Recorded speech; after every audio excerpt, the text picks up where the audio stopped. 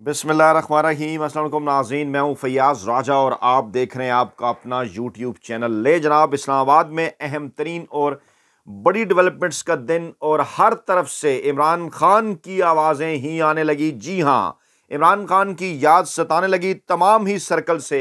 Nawaz league को इमरान खान क्या याद आया कि उसके बाद जरदारी और आर्मी चीफ साहब की मुलाकात के अंदर भी इमरान खान का जिक्र और काजी फाइज ईसा साहब को भी इमरान खान की याद सताने लगी। 17 जजेस अहम तरीन मामले पर अब एक पेज के ऊपर कैसे नजर आते हैं और इमरान खान किस तरह से इस वक्त पाकिस्तान की सियासत का मरकज और महवर है, तफसीलात रखते हैं जनाब आपके सामने।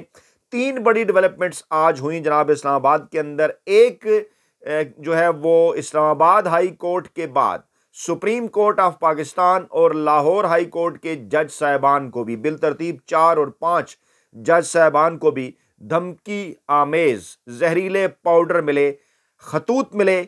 और उसके बाद दूसरी बड़ी डेवलपमेंट 7 रुकनी बेंच की समात इस्लामाबाद हाई कोर्ट के 6 जजेस के मामले के ऊपर। और तीसरी बड़ी और अहम तरीन डेवलपमेंट आर्मी चीफ की सुप्रीम कमांडर यानी सदर ममलकत आसफ जरदारी साहब से मुलाकात। लेकिन इन तीनों मुलाकातों के अंदर, इन तीनों बड़ी डेवलपमेंट्स के अंदर इमरान खान कैसे मरकज़ महवर आपको बताते हैं जनाब आगे चलकर। सबसे पहले एक बड़ी डेवलपमेंट, अदालत के अहम तरीन ऑब्जर्वेशन रिमार्क्स कोडेड पैगाम को डी कोड करके कापी बनाई जाए तो भी वो साइफर रहेगा। अदालत ने यह पूछा है। इस्लामाबाद हाई कोर्ट में साइफर केस में साबिक वज़ीर आज़म इमरान खान और साबिक वज़ीर खारजा शाह महमूद कुरैशी की सजा के खिलाफ अपीलों पर जनाब ये समात थी, जब चीफ जस्टिस आमिर फारूक साहब ने ये बात दरियाफ्त की कि जब कोडेड पैगाम को डी कोड करके कापी बनाई जाए तो क्या वो साइफर रहेगा। और जस्टिस मियां गुल हसन औरंगजेब उनके साथ 2 रुकनी बेंच पर समात के आगाज पर अदालत ने एडवोकेट जनरल को रोस्टम पर बुलाने की हदायत जारी की। गुज़श्ता रोज इस्लामाबाद हाई कोर्ट के जजों को मौसूल होने वाले खत के मामले पर भी आईजी और सीनियर सुपरिटेंडेंट ऑपरेशन के मुतल्लिक कहा कि फौरी तौर पर उन्हें तलब किया जाए। बहरहाल बैरिस्टर सलमान सफदर ने दलाइल का आगाज करते हुए बताया कि आखिरी जर्रा दोनों फरीक करते हैं केस क्या है। 342 का बयान पढ़कर सुनाया गया तो बानी पीटीआई और शाह महमूद कुरैशी से 2-2 सवालात पूछे गए। सवाल पूछने के फौरी बाद सजा सुना दी गई। बैरिस्टर सलमान सफदर ने अहम तरीन ऑब्जर्वेशंस अदालत के सामने रखी। साइफर मामला मुकम्मल तौर पर फारिग होने को है और आइंदा चंद दिनों के अंदर इस पर बड़ी डेवलपमेंट सामने आने जा रही है। इमरान खान इंशाअल्लाह आइंदा चंद दिनों के अंदर अवाम के दरमियान होंगे। इमरान खान और शाह महमूद कुरैशी के 342 के बयान पर दलाइल देते हुए बताया गया कि 342 के बयान के में एक हिस्सा लिखा हुआ कि जज सजा सुनाकर फौरी कोर्ट से रवाना हो गए। कैसे हो सकता है कि 342 के बयान में ये किस तरह लिखा हुआ है? 342 का बयान एक मुकालमा होता है जो फैसले से पहले होता है। अहम तरीन और बड़ी डेवलपमेंट, बड़े रिमार्क्स और जस्टिस मियां गुल हसन औरंगजेब ने भी इस हवाले से अहम तरीन रिमार्क्स दिए। और सलमान सफदर ने बताया कि असद मजीद ने डोनाल्ड लू के साथ लंच किया। इस लंच पर गुफ्तगू की। ट्रायल जज ने अमेरिका में पाकिस्तानी सफ़ीर अमजद मजीद के बयान की बुनियाद पर यह जो सारा मामला है ये लिखा। अच्छा, उसके बाद रेशमा का भी जिक्र आया जनाब। रेशमा जिसके जरिए ख़त मिले थे इस्लामाबाद हाई कोर्ट के जज साहबान को। और उसी दौरान फिर एक और इत्तला आ गई कि सुप्रीम कोर्ट ऑफ पाकिस्तान के अंदर ये वहाँ पर जो है वो डीआईजी साहब ने जो है वो इस बात का इंकशाफ किया था। लेकिन फिर इसी दौरान ये इत्तलात आई और कि चीफ जस्टिस पाकिस्तान समेत सुप्रीम कोर्ट के 5 जजेस को भी धमकी अमेज ख़त मौसूल हुए हैं। मामला क्या है? अब ये मामला आहिस्ता आहिस्ता गैर संजीदगी इख्तियार किया जा रहा है। कम्युनिकेशन थ्योरी के मुताबिक, मीडिया प्रोपेगेंडा के मुताबिक पे दर पे जब इस किस्म के वाक़यात होने लगें तो फिर पहले हुए अहम वाक़यात की अहमियत घट जाया करती है। अब वो मामला इस्लामाबाद हाई कोर्ट के 8 जजेस को धमकी अमेज ख़त मिलने का जो है उससे पहले 6 जजेस के ख़त के मामले को उसने पीछे छोड़ दिया। उसके बाद ये सुप्रीम कोर्ट के 5 जजेस का आप ज़रा डाट कनेक्ट कीजिए ना।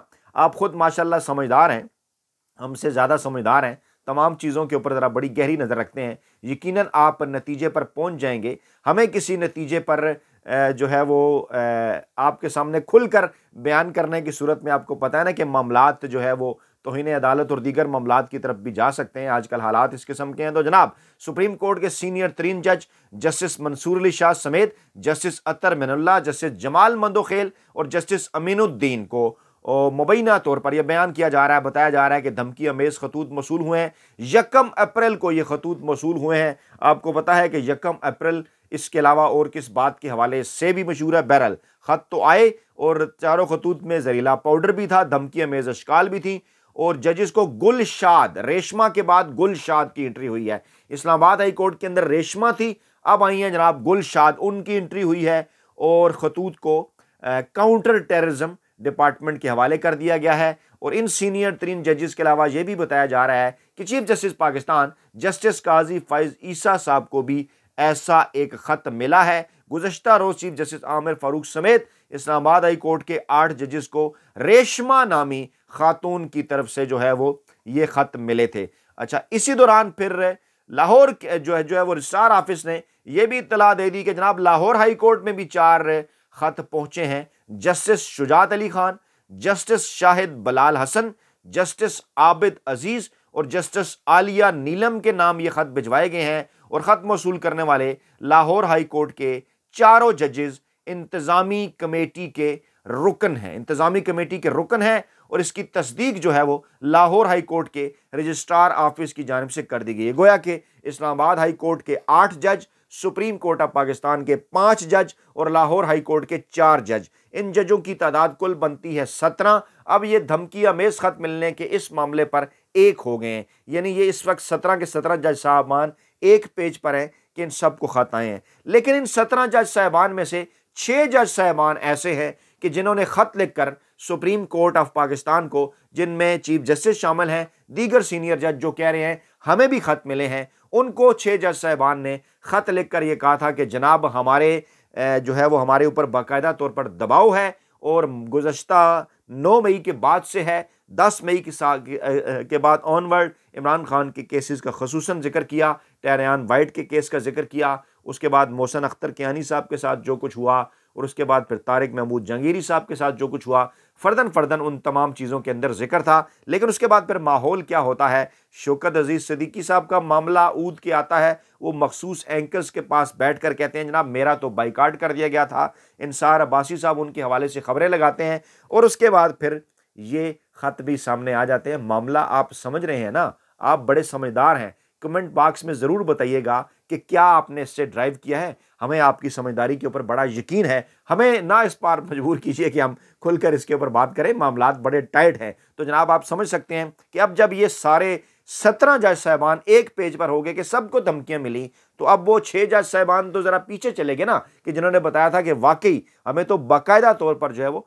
दबाव का शिकार किया जा रहा है। तो अब आपको इस एंथ्रॉक्स, इस पाउडर, इन जहरीले खतूत का जो मामला है वो भी जनाब अच्छी तरह से आ रहा होगा समझ, क्योंकि मामला अब इस्लामाबाद हाई कोर्ट से होता हुआ लाहौर हाई कोर्ट और सुप्रीम कोर्ट ऑफ पाकिस्तान की जानिब जनाब बढ़ चुका है। अच्छा, अब अगर मैं आपको लेके चलूं अहम तरीन समात की तरफ, अहम तरीन मामले की तरफ, फिर आपको मैं जरदारी साहब और आर्मी चीफ साहब के दरमियान जो मुलाकात हुई है और उस मुलाकात में किस तरह से बार बार इमरान खान का जिक्र आया है वो भी आपके सामने रखता हूं। लेकिन पहले ज़रा ये समझ लीजिए कि 3 किस्म के जनाब आते हैं रिमार्क्स। एक रिमार्क्स आते हैं इस अहम तरीन मामले के अंदर चीफ जस्टिस काजी फैज ईसा साहब की जानिब से, दूसरे रिमार्क्स आते हैं जनाब जस्टिस मंसूर अली शाह साहब की जानिब से, और तीसरे रिमार्क्स आते हैं जनाब जस्टिस अतर मिनुल्लाह साहब की जानिब से। और पहले बेरा बल्कि आपके सामने उन्हीं दोनों जज साहबान के जो रिमार्क्स हैं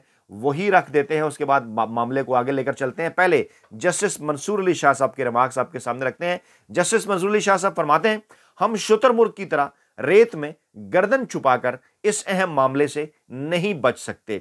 justice Mansoor Ali Shah, tough time था ये, किसके लिए आगे चलकर आपको बताता हूं।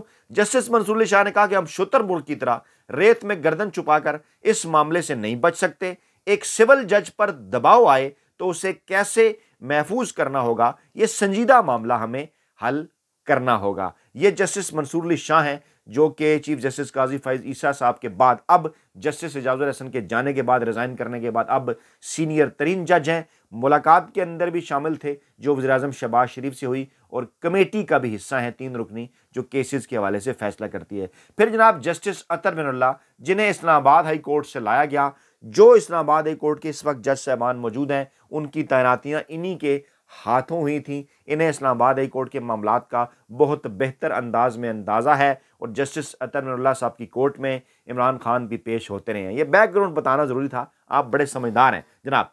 जस्टिस अतर मिनल्ला साहब ने कहा कि मुल्क में सियासी इंजीनियरिंग होती रही है और तासुर है कि सुप्रीम कोर्ट भी मुलव्वस रही है।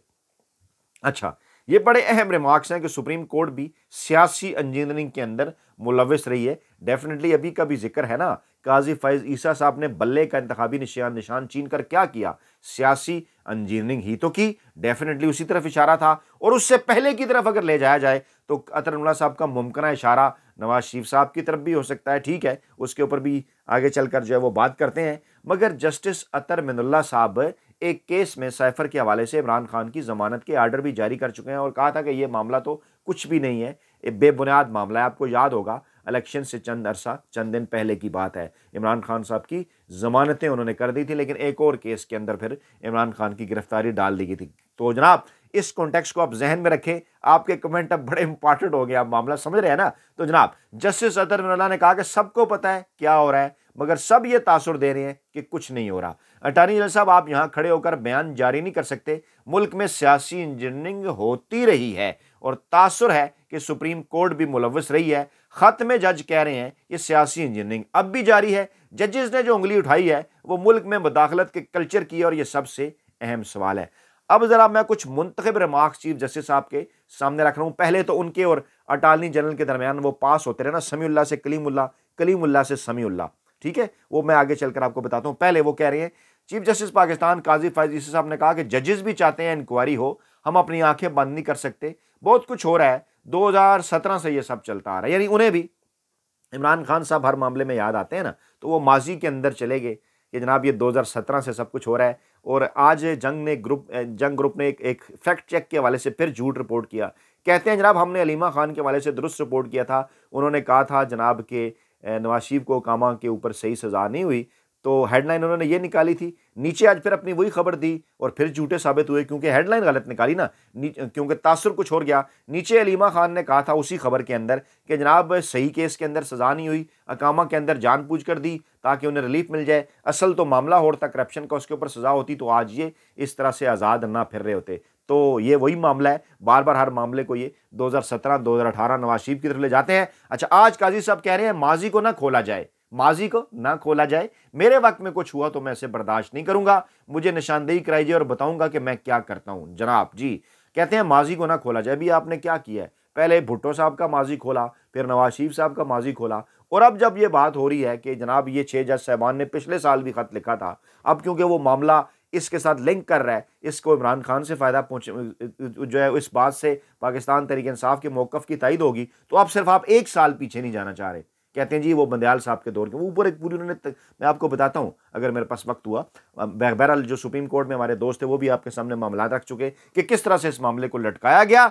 और जनाब वो कहते हैं मैं 1 साल पीछे नहीं जाऊंगा, अभी अगर कुछ हो रहा है तो देखिएगा मैं क्या करता हूं। अच्छा, फिर जनाब उन्होंने कहा कि फिल वक्त 7 जज साहबान दस्तयाब थे, हो सकता है आइंदा फुल कोर्ट बैठे। जस्टिस काजी फैज ईसा साहब ने यह कहा कि हो सकता है आइंदा फुल कोर्ट बैठे, ये मामला इंपॉर्टेंट है। फिर उन्होंने 29 अप्रैल तक इसकी समाअत लंबी चौड़ी, 29 अप्रैल में अभी कुछ 4 हफ्ते पड़े हैं, 29 अप्रैल तक ये समाअत मुलतवी कर दी। अच्छा, उससे ऊपर फिर वो सारे जनाब किस्से कहानियां, अदलिया की आज़ादी है, कैसे है, हमला होगा तो हम खड़े होंगे। फिर हामिद खान साहब ने जब कहा हमारी दरख्वास्त है, तो फिर उनका वही रवैया था जो हमेशा से सीनियर वकला के साथ होता है कि हमें पता होगा, आप कमेटी काम करती है, इस किस्म की चीज़ें। हमने मीटिंग की और अपनी उसकी उन्होंने तोजियात पेश की कि शहबाज शरीफ साहब से उन्होंने क्यों मुलाकात की और फिर तसद्दुक़ गिलानी साहब क्यों गए और वो जमहूरियत पर यकीन, इस किस्म की चीज़ें। बहरहाल असल मामला आपको समझ आ गया होगा और मज़ीद इसकी तफसीलात में जाने की ज़रूरत नहीं है। अहम तरीन डेवलपमेंट ये हुई जनाब के आर्मी चीफ सदर ममलिकत आसिफ जरदारी साहब से मुलाकात के लिए पहुँचे और मुसल्लह फ़ौज के कमांडर का ओहदा संभालने पर मुबारकबाद दी। अच्छा, यहाँ पर भी एक बहुत इंपॉर्टेंट नुक्ता है, वो क्या, जिसको बाकायदा तौर पर जंग जियो ग्रुप पर सोशल मीडिया के ऊपर इस वक्त जनाब जो है वो प्रोपगेट किया जा रहा है, बाकायदा तौर पर इस खबर के हिस्से के अंदर डाला गया। वो ये है कि आसिफ जरदारी ने एक सियासी जमात और उसके चंद अफराद की जानिब से इदारे पर बेबुनियाद और बिलाजवाब इल्ज़ामात पर तशवीश का इजहार किया। समझ रहे हैं ना, यानी यहाँ भी इमरान खान और पाकिस्तान तहरीक इंसाफ की तरफ इशारा। इस मुलाकात के अंदर भी वही मामला, आर्मी चीफ साहब और आसिफ जरदारी साहब की मुलाकात आ रही है। जो हो रही है, तो यहाँ भी एजेंडे में इमरान खान है। सुप्रीम कोर्ट के 7 रुकनी बेंच की समाअत हो रही है, तो वहाँ भी एजेंडे के अंदर इमरान खान है। और मीडिया के अंदर जितनी गुफ्तगू टॉक्स में अंदर चल रही है, उस एजेंडे के अंदर भी इमरान खान है। इमरान खान जो पाकिस्तानी अवाम का एजेंडा भी इमरान खान है। मैं ये बात इसलिए कर रहा हूँ, खसूसी तौर पर आज मैंने थंबनेल में भी तीनों जगह पे जिक्र किया, कप्तान, खान और इमरान। आपको बताना था कि जनाब इमरान खान को कहा गया था कि इन्हें माइनस कर दिया जाएगा पाकिस्तानी सियासत से, पाकिस्तानी अदालत से, पाकिस्तानी सहाफ़त से, लेकिन इमरान खान आज भी ना सिर्फ अवाम में के दिलों पर राज कर रहे हैं, बल्कि इन सब के दिलों के अंदर मौजूद है। इसके ऊपर कमेंट ज़रूर कीजिएगा। अपना बहुत ख्याल रखिएगा, दुआ में याद रखिएगा। नई वीडियो के साथ जल्द हाजिर होंगे। अल्लाह ने के बाद।